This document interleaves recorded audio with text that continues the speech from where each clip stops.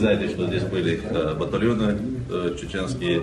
Они сегодня буквально поменялись в лице и командующего, и руководства Сирии Башара Асада. Всех благодарят за приезд сюда для того, чтобы они участвовали в этом мирном процессе урегулирования этого конфликта. Поэтому еще раз хочу поблагодарить всех, что у нас все получается, и ту гуманитарную миссию, которая проводит годами фонд имени первого президента, героя России Ахмад Хаджи Кадырова, где руководителем является Айманя Несиевна.